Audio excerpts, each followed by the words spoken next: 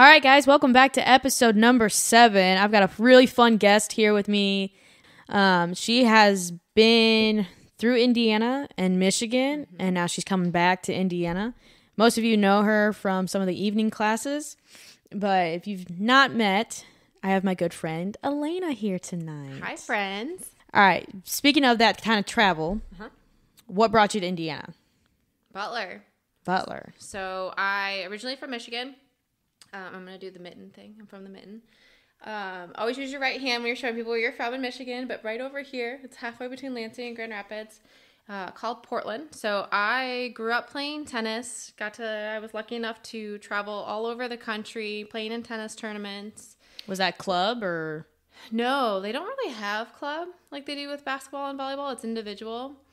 So I was lucky enough that East Lansing had a big tennis group growing up with me, my age group. And so I traveled with those kids quite a bit, but otherwise you were kind of on your own. So we had grass courts in Philadelphia all the way to hard courts out in San Diego. So wow. Yeah. When did you start playing tennis? I think I was 8.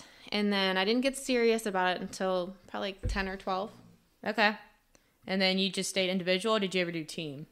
So there's no team growing up with tennis, is that it's always individual until you get to college. And so I just, I played singles most of the time throughout the junior tournaments because that's kind of how college coaches see you while you're playing. And then there's always a doubles option at the bigger tournaments. So ones that are, I'd say, sectional and above, you can play doubles as well and play both, but you're mainly playing singles all the way through. So So was Butler your only option in scholarships, or did you have people from different areas of the state or divisions? So it came down to South Carolina or Butler, which seems two very different schools. Very much. And I talked to Purdue, Michigan State, DePaul, Butler, Alabama, and South Carolina. And it got I went to visit South Carolina. Loved it. Beautiful school. Loved the team. But for me, I'm not going to go pro. I'm not going to be that top 3% that's going to go and make money and be pro. So at that point in my life, I have to think about an education. South Carolina is a great school. But I was on the way to the airport with a coach, and he leaned over and looked at me, and I'm an 18-year-old kid. And what do you want? Yeah. I was like, well, I don't. And he goes, well, what can you do for me? And I just remember thinking, What kind of question is that to an 18-year-old kid that you're recruiting to come play tennis at your school? What can I do for you? Like, am I supposed to sell myself in this moment? Am I supposed to convince you to have me come to your school? You know, what am I supposed to do? And I just remember thinking in the car, this isn't for me. Like, this is not the coach for me because I shouldn't be convincing you at this point that I should be going to the school. So that was the head coach that was traveling with you? Yep. He was taking me to the airport that day. Okay. And then at Butler, Jason's great. And on my recruiting trip, let's see, she ended up being my doubles partner and in my wedding, and I was in her wedding. And we just bonded. And I remember Jason was so excited, and he was so great to show Butler. But he was like, I'm here to coach you. I'm here to make you grow, but I'm here for you to get an education. And it was just two very different coaches, and I just remember kind of this light bulb going off and saying, "Oh, you know, this is my guy." He wanted to get pancakes the next morning after my recruiting trip, so he won me over with food. Of course, yeah, played it right, right, played his cards right. And so I just remember thinking, yeah, like Butler's the school for me. And so I met him. There's something called, if you've ever heard, it's Davis Cup in men's, and it's called Whiteman Cup in women's, and it's actually played up at Ball State. Oh, I didn't know that. That's probably why there's so much tennis courts at the YMCA in Muncie. No, it's actually played on Ball State's campus. Oh, really? Mm-hmm. Oh, okay. Yep, the girls stay in the dorms and everything, and they create these teams. It's almost like a college tournament type deal. It's a round robin. Saw him there, and then saw him at a tournament that there's a big tennis tournament. It's a sectional tournament down over at North Central. They've got like 36 courts there, I think. Holy crap. Mm-hmm. And saw him there, saw him out at hard courts in San Diego, and just kind of kept talking to him, and it just clicked. Do you think, as a college athlete, that in that recruiting process, not a lot of coaches are like that, where they're kind of constantly talking to you, but it's like, I'm not ready for you until you're ready to come here, or something like that? I don't know. It's such a business, and it really depends on you. What are you going for? Are you going because you love the facility, and the SEC and the ACC have these great schools with beautiful facilities? Are you willing to go there and maybe not play in the lineup, or play at the bottom half of the lineup and still have a great experience? But at Butler, I wanted to play in the top half of the lineup, and I wanted to make sure I played in most of the matches and got the best out of what I could while I was there. And so you kind of have to sit there and be like, what's best for me? Do I want the flashy part? Do I want to say that I went to Michigan State or Florida, or do I want to get a really great education through a small private school? So I think it depends on the athlete, to be honest. And there's some athletes, like the top 3%. I had some friends from Michigan.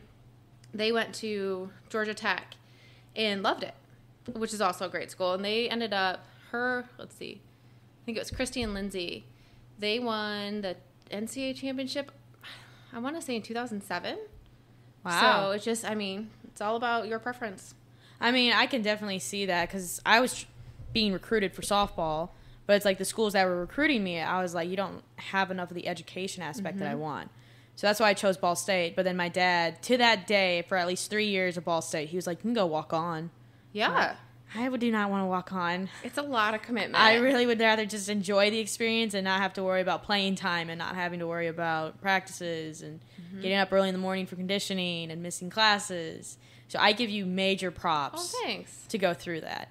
Now, how was Butler? Because I know Butler's a private school, but it's like, is it a little bit bigger private school, you would say, since they do have a lot of the sports that some private schools don't?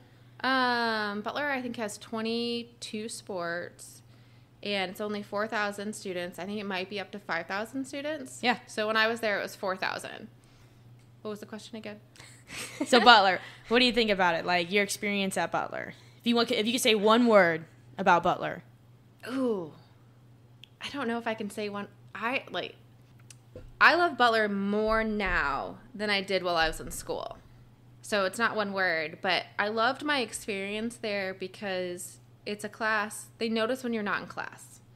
And my coach kind of helped me develop as a person and as a tennis player, and still helped me. I still talk to him. I used to work with his wife at the NCCA, and Butler's such a small circle of people that you run into them more often than you think, and it's just, oh, you went to Butler? Yeah, me too. And then there's that instant bond there that I'll be forever thankful for.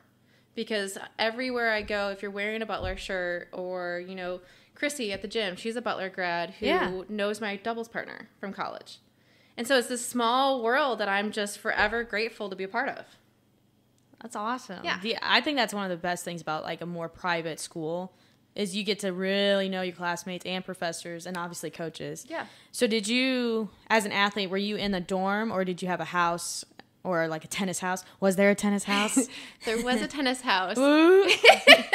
But it was pre me going there. So there used to be a tennis house, and once I came into school, it kind of faded away. Yeah. So Butler makes you be in the dorms your first 2 years. Okay. And now I think it's actually the first 3 years. And so I was in a dorm freshman and sophomore year, and then junior and senior year I was living in a house.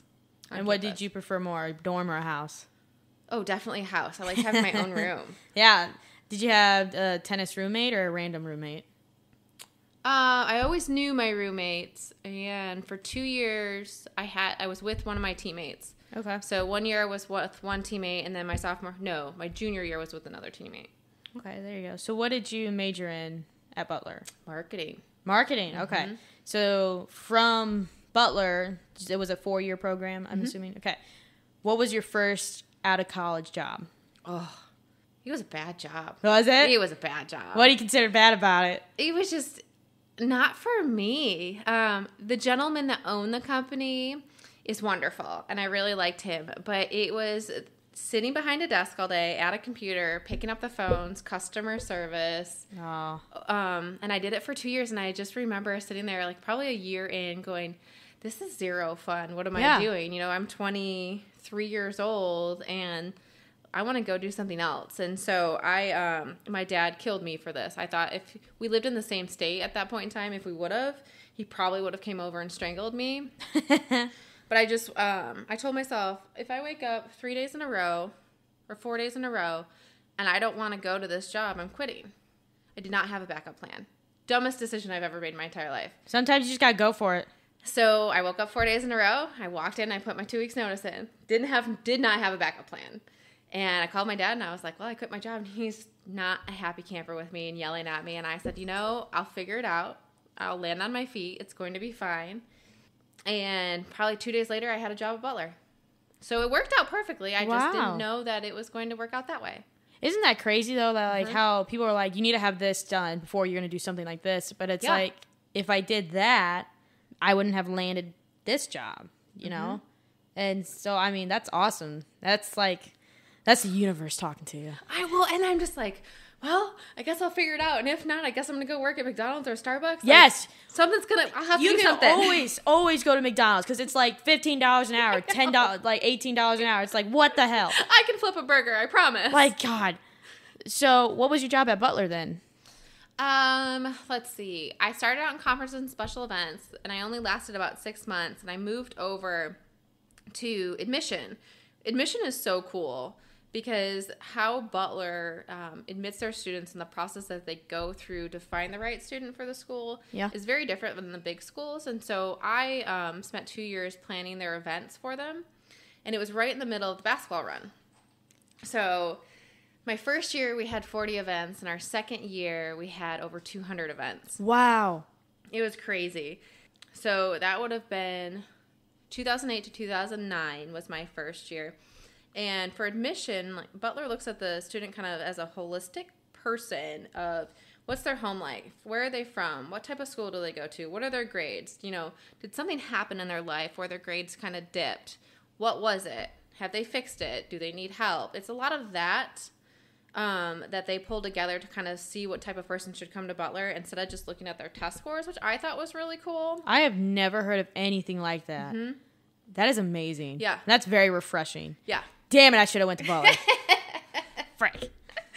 And then the second year, which would have been 2009 to 2010, that was the first run Butler had at the national championship. And they went from 6,000 applications to over 10,000 in 1 year. Just from basketball season? Just from one basketball run. Is that common? I don't know the answer to that, to be honest. Because you did work with NCCA for a while, right? Mm-hmm.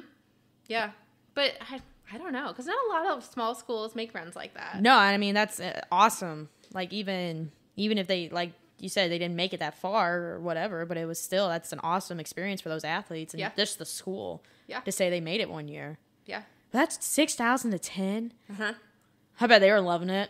They were so busy. And that's how we went from 40 to over 200 events. I mean, I can't remember the name of the, but we had 6 really large events, 3 in the summer, 3 in the fall. And at one point, for one of them, we had 800 people signed up. Another one was 600 people. And we never had that many people on campus for one large event. And we pulled it off, and it was great. But it was just for one basketball run to the national championship that Butler got put on the map. That's incredible. It was cool. Just to hear those stats. Yeah. So then after that, where was the next step from there? So I got a call from a buddy, and he said, hey, I know you want to get into sports, and this girl's leaving in the athletic department. I think you should apply for this job. And I was like, well, I've been here 2 years. Sure. And it's an assistant AD job in Butler's athletic department. I get it. And I was there for like 3.5, 4 years.